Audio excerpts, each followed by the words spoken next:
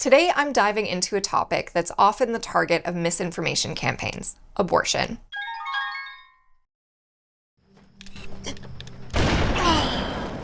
Fiddlesticks. Want to go again? Sure, ma'am, one more, but then I gotta go drive my friend to her abortion. Whoa, what? Aren't you, worried for her? Abortions are so risky, man. Actually, man, abortions are some of the safest medical procedures. Safer than getting your wisdom teeth out. Huh. I don't know, man. I just feel like people who get abortions are irresponsible. Well, bro, 60% of women in America who get abortions are already moms. Whoa, I had no idea. I know, bro.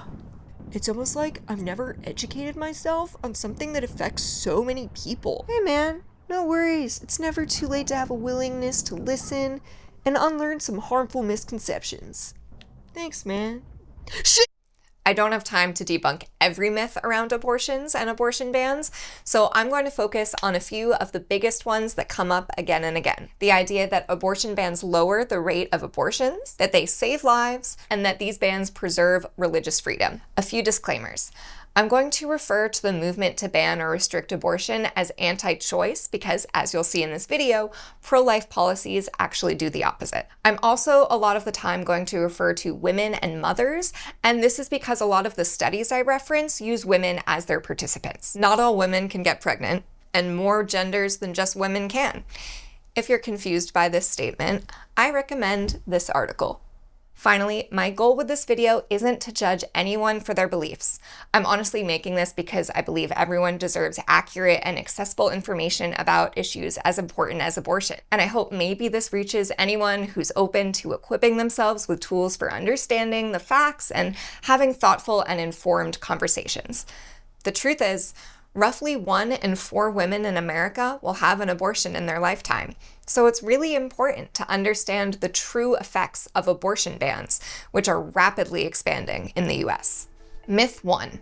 Abortion bans lower the rate of abortions. This one seems like it would be a no-brainer, but it's actually more complicated than that. In fact, as it gets harder to get a legal abortion, the number of abortions doesn't go down.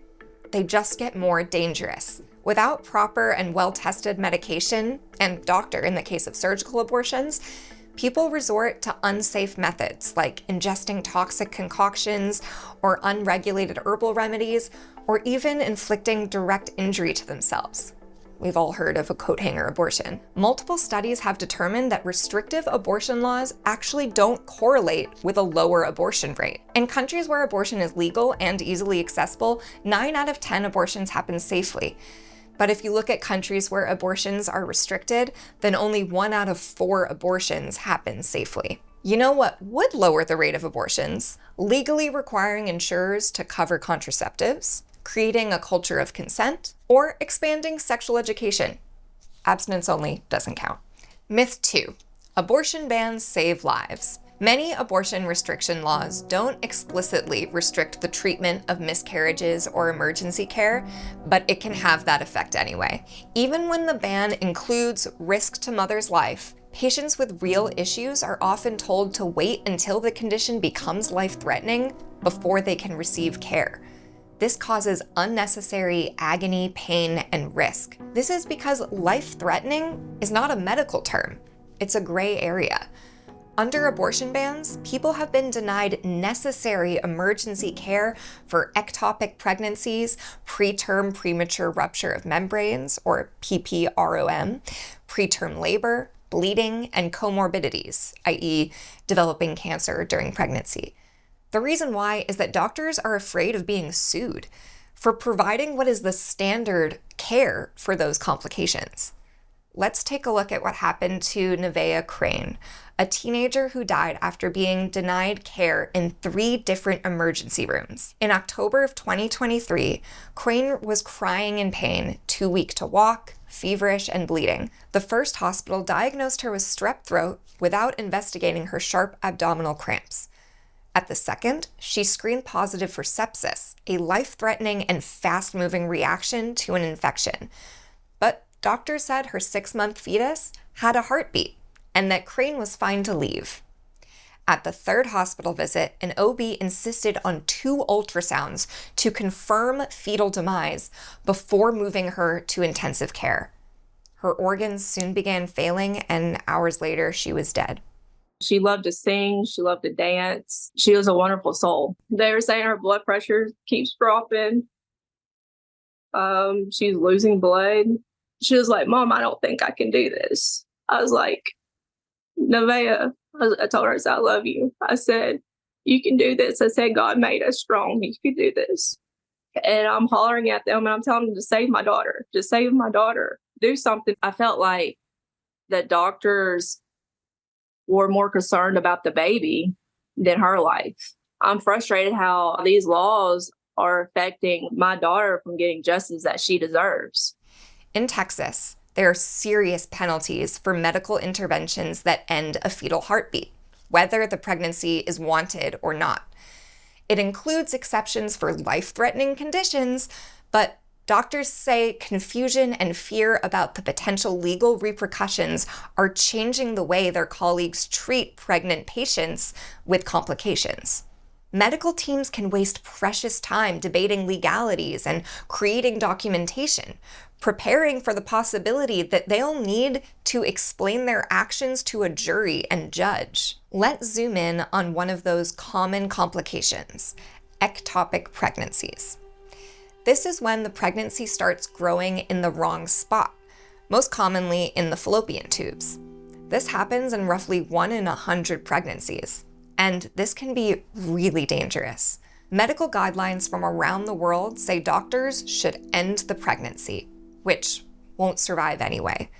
And terminating an ectopic pregnancy is not considered an abortion, but whether that will be allowed anyway is now up to each individual US state.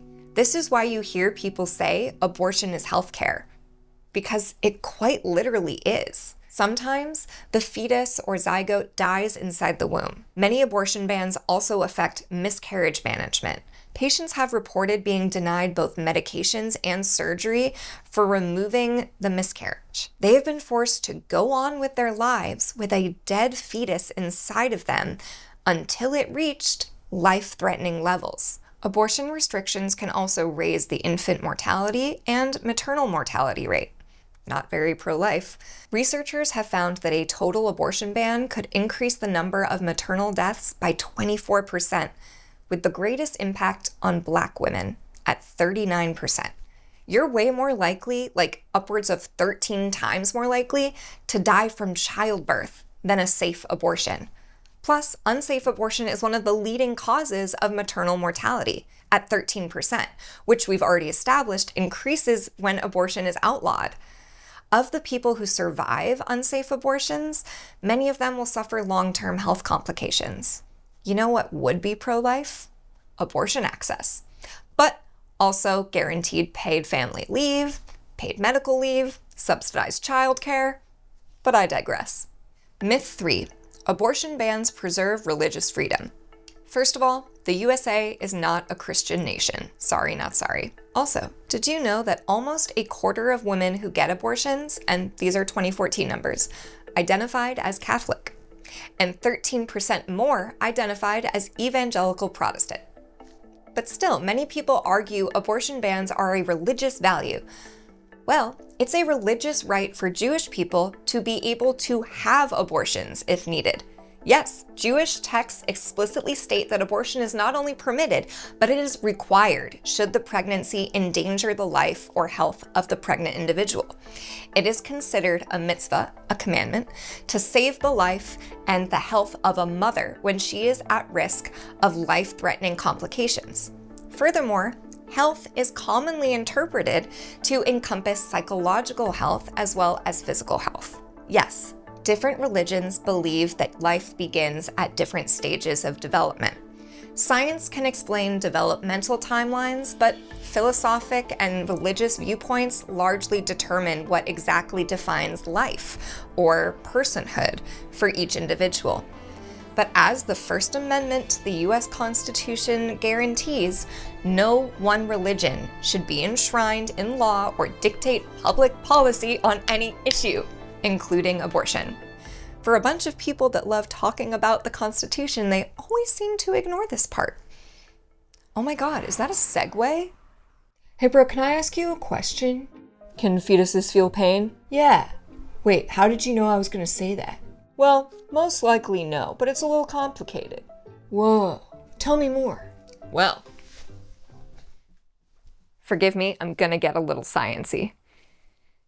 I understand this is a very emotionally charged issue, and a lot of us have grown up to believe certain things are true. Some of us are even taught not to trust science at all. But for me, science can actually help me ground into truth. So, in order for something to feel pain, you need to have 3 things. Pain receptors, which are sensors that can detect something painful, which create an electrical pain signal. 2, you also need to have nerve fibers that connect that pain signal to the spinal cord and up into the brain. And 3, you need to have a brain that is developed enough to process that pain signal. So let's look at fetal development. At around 6 weeks, nerve fibers start to be found in the skin, but not all nerve fibers have pain receptors. According to a detailed report on fetal pain and awareness published by the UK Royal College of Obstetricians and Gynecologists, immature pain receptors start forming at 10 weeks or so. So, at 10 weeks, we have the beginnings of pain receptors. What about the wiring that can send those signals to the spinal cord and up into the brain?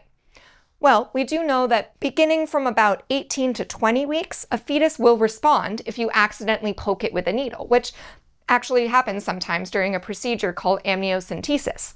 And a lot of people say, aha, see, that's a pain response. Actually, not quite. That's a reflex response, which is very, very different to pain because, finally, you need to have the brain to understand that pain. Specifically, you need the complex cortex, which you don't need for reflexive action. The complex cortex is the thick, wrinkly part of the brain that most people think of when they think of a brain.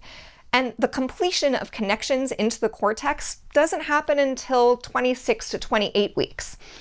The report I mentioned earlier concluded with this quote, "Pain is not possible until after 24 weeks." According to the CDC, in 2019, 99% of abortions in the US happened before this time. Here's a map of current bans and at what stage they occur. And keep in mind, most women don't know they're pregnant until about 6 weeks. Does that answer your question? Holy guacamole, bro. I had no idea about any of that. You're so smart, bro. Thanks, bro. No problem, bro. Also, checkmate. So now that I've debunked some of the major reasons policymakers and anti-choice advocates use to defend abortion restrictions, why don't we take a look at the real impact they have? The true cost of abortion restriction. Abortion bans keep marginalized folks in poverty. There was a major study from the University of California, San Francisco, often referred to as the Turnaway Study. Basically, over 10 years, a team of researchers tracked the experiences of a group of 1,000 women from across the US, half of whom received abortions and half who had been denied them because of clinic policies on gestational age limits. Those who had been denied abortions were less likely to be employed full-time, more likely to receive public assistance, and also more likely to live in poverty. And this difference only showed up after giving birth. The two groups had been financially similar before, and 72% of the children that resulted from those denied abortions went on to live in poverty. For the group denied an abortion, they had an 80% higher amount of debt over 30 days past due, and there was a 78% raise of evictions, bankruptcies, and similar circumstances of those mothers as well. And it's important to note that in this study, even when they looked at those that received abortions and then later went on to have a wanted pregnancy and birth, the negative financial impacts were not seen. It's almost like women understand when they're ready to have a child and when they're not. Maybe letting them decide what's best is best. Within the participants, there was a small group of women who wanted an abortion because they were in an abusive relationship with the father. the ones who were unable to receive an abortion were more likely to still be in contact with their abuser 2.5 years later. And remember, in states with abortion bans, the rich can ultimately still access safe abortions by going out of state. Those without money or childcare or the ability to take time off of work will not be so fortunate. Not to mention that restricting access to abortion widens the gender pay gap for women of childbearing age by pushing them out of the workforce and into lower paying jobs. And as always, policies affect us all differently, and it's Black women who feel the effects the most. Another study found that access to abortion for women facing undesired pregnancies increases their probability of entering college by 41% and completing college by 71%. And these positive effects were particularly pronounced for Black women. Access to abortion increased their probability of entering college by up to 200%. When arguing for a ban on mifepristone, a common abortion pill, the Attorney General of Missouri actually said that one of the reasons for the ban was that the pill was successful in stopping teen pregnancies, and that because of that, it was contributing to a population loss for the states, along with diminishment of political representation and loss of federal funds. Glad to know they have women's best interest at heart. I would argue that abortion bans are actually designed to keep marginalized folks in poverty. Historically, reproductive control has been used to limit the autonomy of marginalized racial and ethnic groups. By restricting reproductive rights, lawmakers create another layer of control over these groups, preventing them from building generational wealth and keeping women in more dependent roles, which upholds a system where men remain dominant. Abortion bans aren't just about controlling reproductive rights. They're a part of a broader strategy to maintain economic and social hierarchies that keep marginalized people struggling and the ruling class in power. Okay, so what do we do with all this information? Well, we can educate others when we hear one of these myths being spouted, keeping in mind that facts and logic aren't always helpful when dealing with emotional issues, which this certainly is. Voting is important, but it's not enough. After all, Roe was overturned while Democrats had the presidency and majority in Congress. Continue to keep an eye on local elections especially, and rally and canvass behind candidates and measures that support reproductive freedom. And reproductive rights are popular. 63% of Americans say abortion should be legal in all or most cases, and pro-choice measures continue to do well when they're on the ballot. This past November, even Florida voted to expand reproductive freedom with a 57% majority. But unfortunately, Florida has an amendment where ballot measures need 60% support in order to pass, even though that amendment itself didn't reach the 60% support threshold. Make it make sense. If you have the money, donate to grassroots orgs that support reproductive rights, like National Network of Abortion Funds or Abortion Care Network, or do some research to see what local groups are in your area.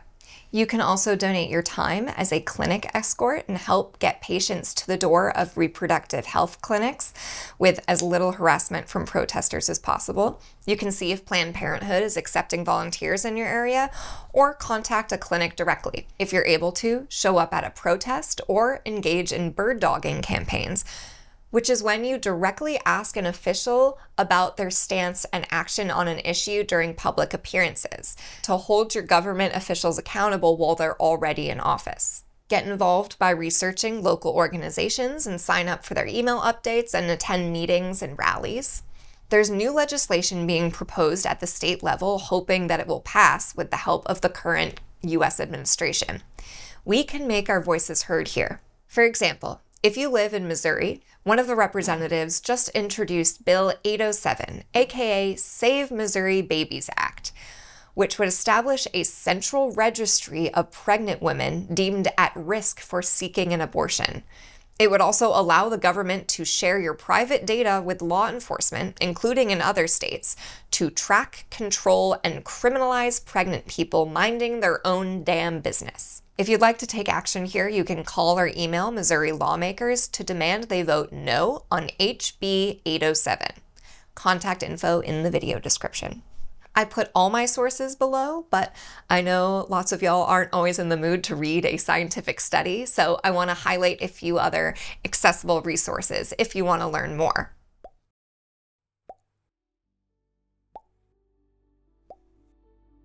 I also want to say that while I talked about life-threatening pregnancies a lot in this video, people need and want abortions for numerous reasons, all of which are valid.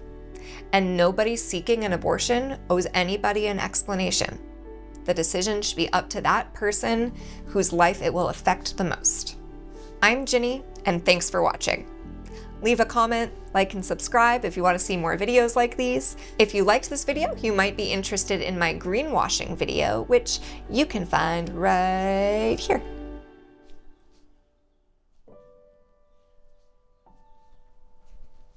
Bye. Why are you still watching?